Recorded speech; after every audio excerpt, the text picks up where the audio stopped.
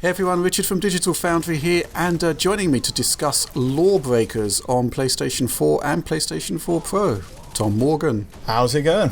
Yeah, not too bad. So, yeah, we've been looking at this one this morning. We downloaded this overnight, ready to have a good go on this one, to do the analysis, and yeah, something's a bit off with it, right? Straight from the get-go, yeah. It pretty much, the number one thing you'll notice when you boot this up on PS4 is the stuttering and hitches.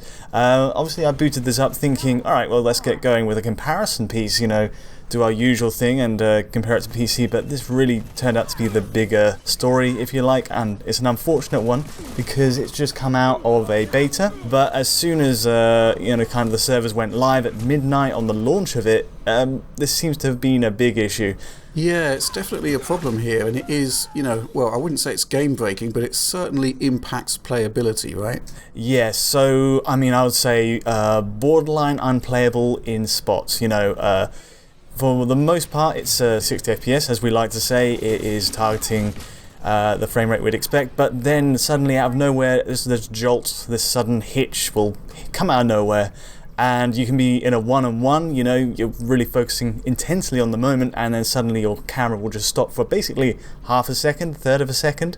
I believe we've got some measurements on that, don't we? Yeah, I think you ran some of the footage here through our frame rate analysis tools, which obviously gives us the frame times as well. And when you encounter that stuttering point, you get basically, 316 millisecond pause? Yeah, so we ran an article and it just came to 316, the example we found, 316 milliseconds, but it might go higher, there's some which we noticed which were lower. It can really just depend, but definitely you're not gonna, it's hard to ignore. Certainly when you just died as a result of that, you're not gonna feel too good about it. Yeah, that is fundamentally impacting the gameplay, and that's kind of like the reason why we wanted to rush this video out. For two reasons. First of all, the game is out today, and on PlayStation 4, I think there's a strong argument that you should kind of hold fire on a purchase until this issue is resolved. And I will say it's a bit of a shame because outside of this issue, it's actually a very decent game. I'm having a good bit of fun with it. Generally, I would say the issue appears to stem from networking, or, a networking issue attached to the changing of classes. The developer Boss Key Productions actually has a statement in the top left corner of the game as you boot it up, so they are on top of it, just saying, it's related to the changing of classes, and that would explain to a great extent why so much of it happens right at the start of the game. Right. But you can also see it just as an enemy goes down, and then you're going for the follow-up, the next person in the line, and clearly the guy that you just finished off has decided, oh, I want to change my class, okay, I'm done with that, and that'll just throw your aim off completely. Right, so there is a chance that in terms of actually being disadvantaged during gameplay, the same pause will be happening to everybody simultaneously. So it might not be the fact that you're being disadvantaged during gameplay, it's just really puts you off. Yeah, pretty much.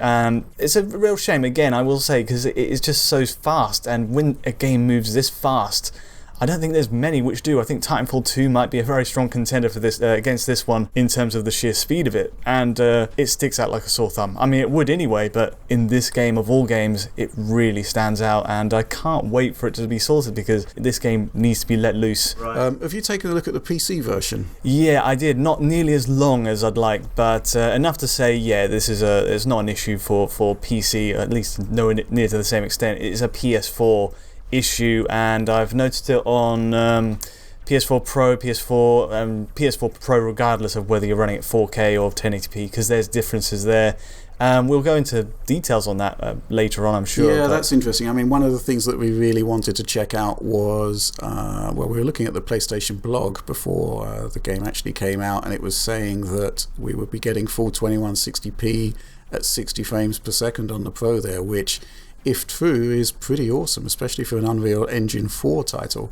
Yep, and well, as I understand it, they also mentioned the 1080p upgrades are limited to sort of bumped up settings. It's not limited to, that's actually pretty awesome.